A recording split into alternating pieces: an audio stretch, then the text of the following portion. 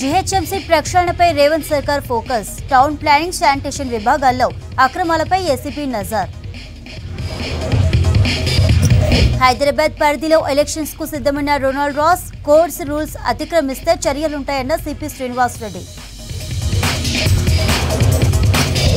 Cantonment by ఎలక్షన్లో పోటీ చేస్తానన్న లాస్య నందిత సోదరి. భవిష్యత్ కార్యాచరణపై బీఆర్ఎస్ నేతలతో నివేదిక చర్చలు.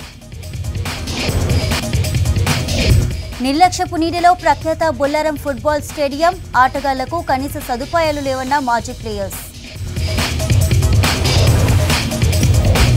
మండుతున్న ఎండల్లో ట్రాఫిక్ పోలీసుల కష్టాలు. వేడి నుంచి రక్షణకు ప్రత్యేక కిట్లు ఇస్తున్న అధికారులు.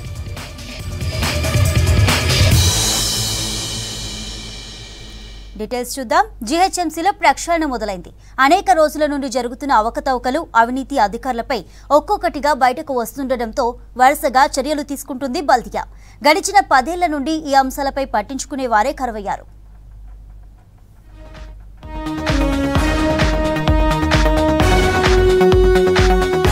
జీహెచ్ఎంసీపై ప్రత్యేకంగా ఫోకస్ పెట్టిన సర్కార్ ప్రక్షాళన దిశగా అడుగులు వేస్తోంది. 10 ఏళ్లుగా అన్ని శాఖల్లో జరిగిన అవినీతి అక్రమాలను బయటకు తీసే పనిలో పడ్డారు కమిషనర్ రొనాల్డ్ రాస్. శానిటేషన్ నుంచి బర్త్ అండ్ డెత్ విభాగాల వరకు తవ్విన కొద్దీ అధికారుల అవినీతి, అక్రమాలు, తప్పిదాలు బయటపడుతున్నాయి. కొత్త సర్కార్ రాగానే బల్దియాలోని రిటైర్డ్ ఉద్యోగులను తొలగించింది. ఒకే చోట ఏళ్ల తరబడి ఉన్న వారిని బదిలీ చేసింది. ఇటీవల స్వీపింగ్ మెషిన్ల బిల్లుల చెల్లింపుల్లో అవినీతి జరిగినట్లు ఆరోపణలు రావడంతో ఆ విభాగంపై విచారణకు ఆదేశించారు కమిషనర్ రొనాల్డ్ రాస్. ఇక ఇటీవల బల్దియాకు అడ్వర్టైజ్మెంట్ ద్వారా రావాల్సిన ఆదాయానికి కొందరు అధికారులు గండి కొడుతున్నారన్న ఆరోపణలతో ఓ అధికారిపై బదిలీ వేటు కూడా వేశారు. పర్మిషన్లు లేకుండా ఏర్పాటు చేసిన బస్ షెల్టర్లతో పాటు అడ్వర్టైజ్మెంట్ బోర్డులను కూడా తొలగించారు. ఇంకొన్ని చోట్ల తొలగిస్తూనే ఉన్నారు. ఇక ఫేక్ బర్త్ అండ్ డెత్ సర్టిఫికెట్లు జారీ అయినట్లు గుర్తించారు. బాధ్యుడైన ఓ అధికారిని సస్పెండ్ చేశారు. శానిటేషన్, అడ్వర్టైజ్మెంట్ విభాగాల్లో జరిగిన అక్రమాలపై మేయర్ హౌస్ కమిటీ వేశారు. వారంలో కమిటీ విచారణ మొదలుపెట్టారు. ఇలా ఒక్కో విభాగంపై ఒక్కో విధంగా కమిషనర్ ఫోకస్ పెట్టారు. బల్దియా టౌన్ ప్లానింగ్ పై ఏసీబీతో పాటు విజిలెన్స్ అధికారులు ప్రత్యేక దృష్టి పెట్టారు. ఏ క్షణమైనా దాడులు చేసే అవకాశం ఉన్నట్లు తెలుస్తోంది. మరోవైపు sweeping, birth and death fake సర్టిఫికెట్లపై ఇప్పటికే విజిలెన్స్ నివేదిక కూడా రావడంతో త్వరలో చర్యలు తీసుకునే అవకాశం ఉంది. గత సర్కార్ హయాంలో పాలకులను మెప్పించడం కోసమే అన్నట్లుగా బల్దియాలో కొందరు అధికారులు పనిచేశారు. సంబంధిత శాఖ మంత్రితోనే తమకు అవసరం ఉందనేలా వ్యవహరించారు. ఇంకొంతమంది అధికారులు ప్రజలకు ఎప్పుడు అందుబాటులో లేరు. ప్రస్తుతం కొత్త ప్రభుత్వం రావడంతో పాలనలో మార్పు వచ్చింది. దీంతో అధికారుల్లో టెన్షన్ మొదలైంది. ఏళ్లుగా ఒకే చోట తిష్టవేసిన ఉద్యోగులను బదిలీ చేయడంతో మిగతా అధికారుల్లో వణుకు పట్టుకుంది. ప్రస్తుతం 3-4 ఆఫీసర్లు కలిస్తే బల్దియాలో ఏం జరుగుతుందోననే దానిపైన చర్చించుకుంటున్నారు. సీఎం రేవంత్ దగ్గరే మున్సిపల్ శాఖ కూడా ఉండడంతో బల్దియాపై ఎప్పుడు ఏ నిర్ణయం తీసుకుంటారో తెలియని పరిస్థితి ఉంది. దీంతో అవినీతి అక్రమాలకు పాల్పడిన ఉద్యోగుల్లో టెన్షన్ నెలకొంది.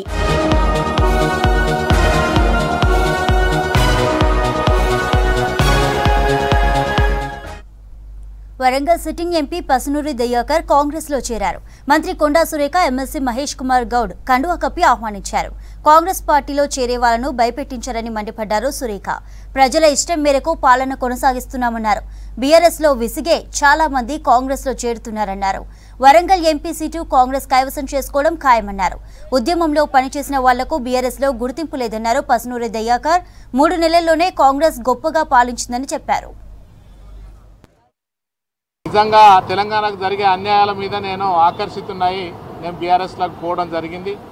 ఈరోజు అక్క ఆధ్వర్యంలో ఈరోజు నేను చేరడం నాకు చాలా సంతోషంగా ఉంది. అక్క అంటే ఇక మా సొంత అక్క లెక్కనే నేను ఫీల్ అవుతా.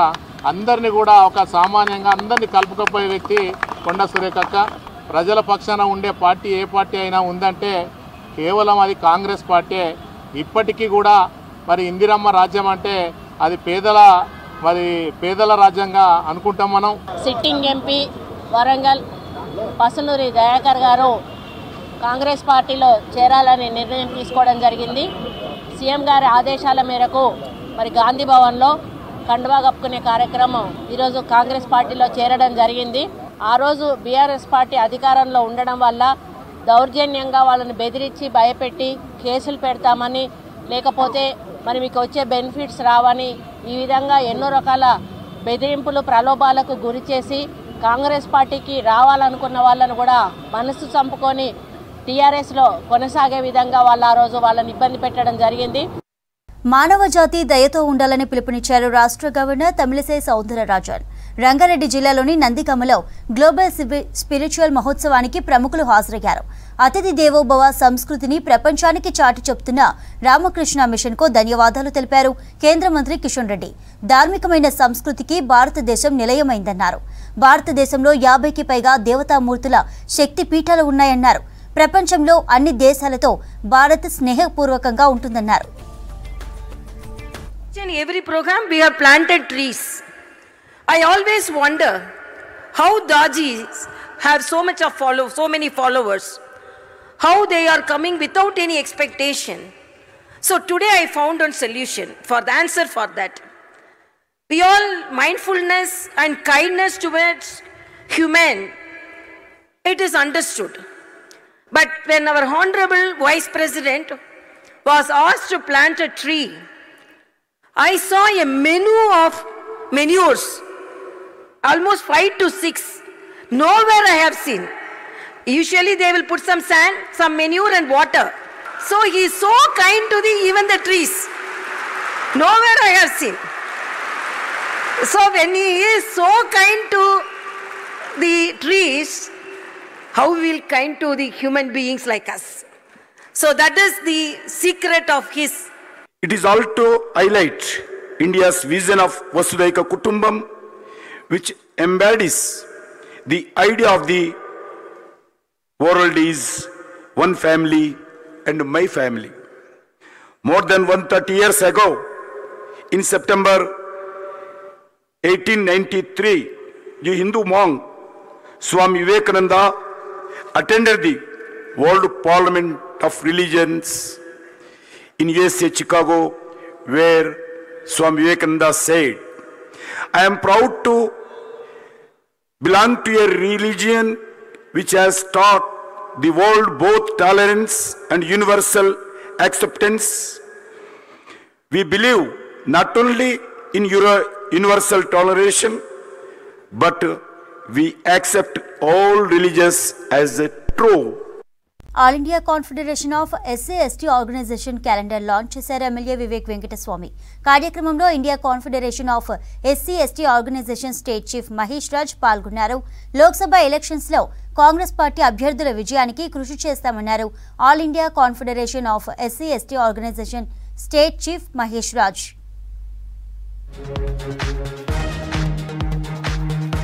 ఈరోజు All India confederation of SC ST Organisation తరపున నూతన సంవత్సర క్యాలెండర్ ఆవిష్కరణ మన గౌరవనీయ ఎమ్మెల్యే గారు డాక్టర్ వివేక్ వెంకటస్వామి గారి చేతుల మీదుగా ఈరోజు V6 కార్యాలయంలో ఉద్ఘాటన జరిగింది. మరి దీనికి వారికి ప్రత్యేక ధన్యవాదాలు. వారి బిజీ షెడ్యూల్ ఉన్నా కూడా ఈరోజు మా ఆల్ ఇండియా కాన్ఫెడరేషన్కు టైం ఇచ్చి వారు ఉద్ఘాటన చేయడము చాలా సంతోషం.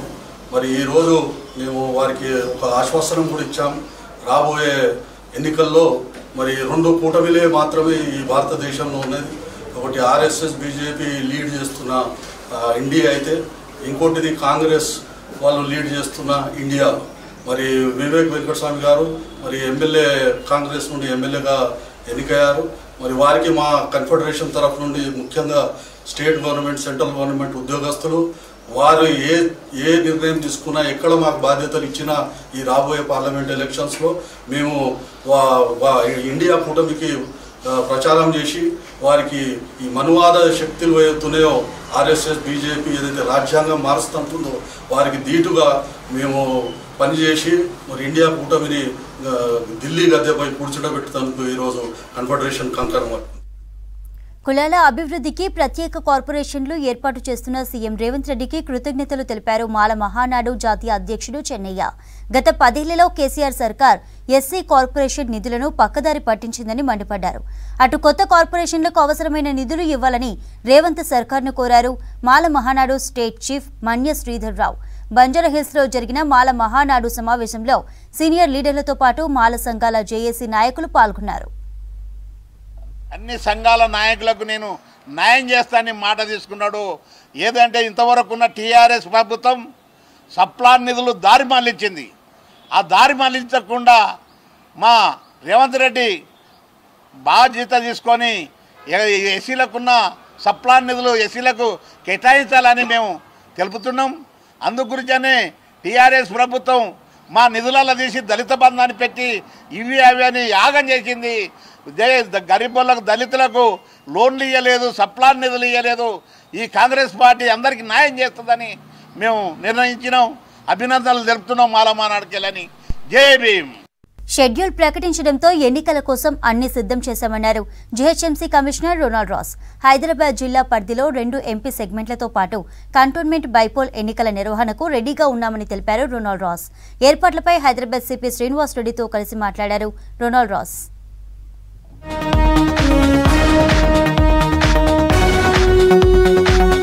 కేంద్ర ఎన్నికల సంఘం షెడ్యూల్ రిలీజ్ తో హైదరాబాద్ జిల్లా పరిధిలో ఎంపీ, అసెంబ్లీ బైపోల్ ఎలక్షన్స్ కోసం సిద్ధంగా ఉన్నామన్నారు GHMC commissioner Ronald Ross. Hyderabad CP Kothakota Srinivas రెడ్డితో కలిసి రొనాల్డ్ రాస్ మీడియాతో మాట్లాడారు. ఏప్రిల్ 18న నోటిఫికేషన్ తోనే నామినేషన్ల ప్రక్రియ ప్రారంభమవుతుందని చెప్పారు. ఏప్రిల్ 25న నామినేషన్స్ కు ఆఖరి తేదీ కాగా మే 13న పోలింగ్, జూన్ 4వ తేదీన కౌంటింగ్ జరగనుంది. గ్రేటర్ పరిధిలో 2 ఎంపీ సెగ్మెంట్లతో కలిపి సికింద్రాబాద్ కంటోన్మెంట్ నియోజకవర్గం కలుపుకొని 15 అసెంబ్లీ సెగ్మెంట్లు ఉంటాయని చెప్పారు.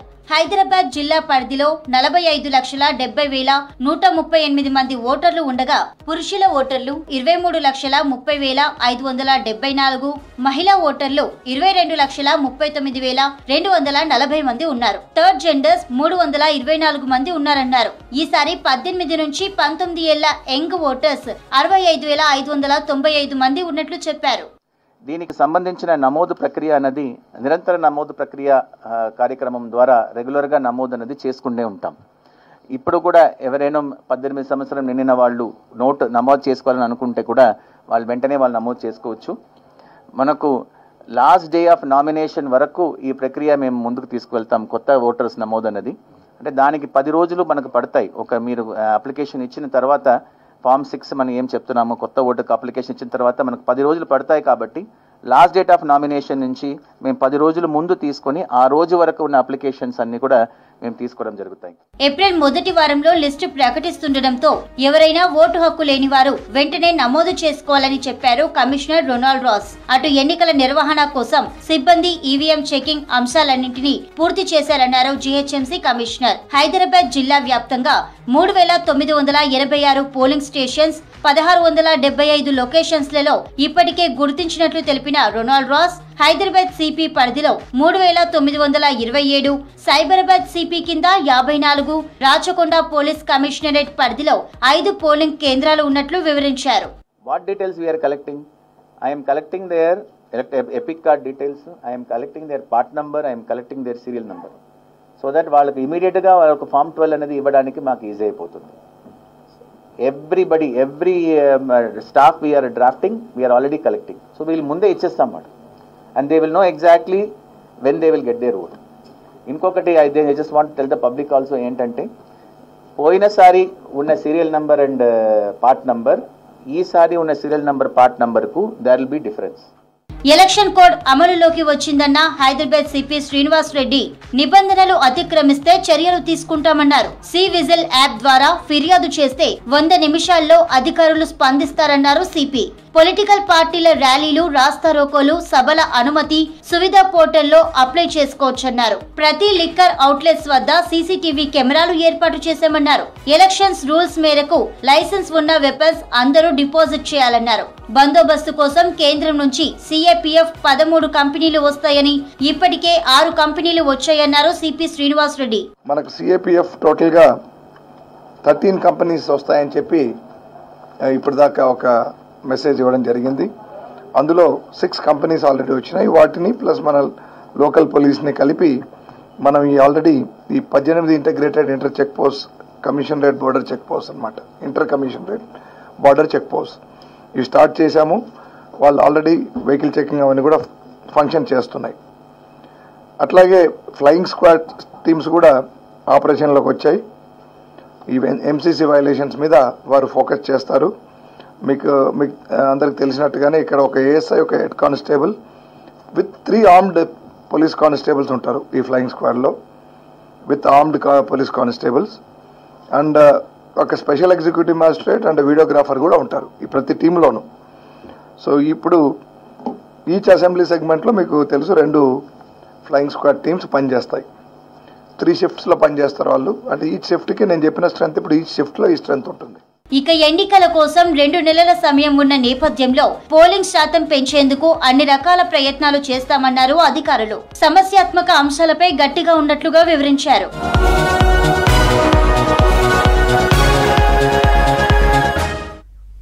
ఎమ్మెల్సీ కవిత అరెస్టుతో బీజేపీకి ఎలాంటి సంబంధం లేదన్నారు నిజామాబాద్ ఎంపీ అరవింద్. చట్టం తన పని తాను చేసుకుపోతుందని, కవిత అరెస్టు అవినీతి రహిత పాలనకు నిదర్శనమన్నారు. నిజామాబాద్ సెగ్మెంట్లో ఆర్మూర్ కార్యకర్తలతో సమావేశమయ్యారు అరవింద్. కేసీఆర్ అధికారంలో ఉండగా బీఆర్ఎస్ నేతలు అరాచకాలు చేశారని, సామాన్యులపై పీడీ యాక్టులు పెట్టి వేధించలేదా అని ప్రశ్నించారు అరవింద్.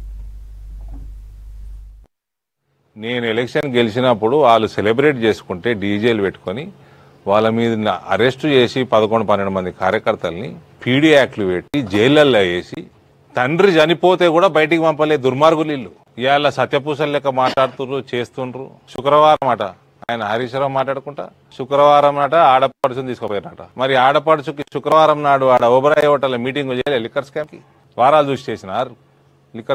లిక్కర్ స్కామ్ పైసలు బాగా అవుతాయని శుక్రవారం నాడే చేసిరట మీటింగ్లని, లిక్కర్ స్కామ్ మీటింగ్లు. ఈడీని అడుగు, మాకెట్టా తెలుస్తుందయా? మేము అరెస్ట్ చేసేటట్టు చెప్తున్నాం. చేస్తే బాధ మీతోటి, చేయకుంటే బాధ మీతోటి.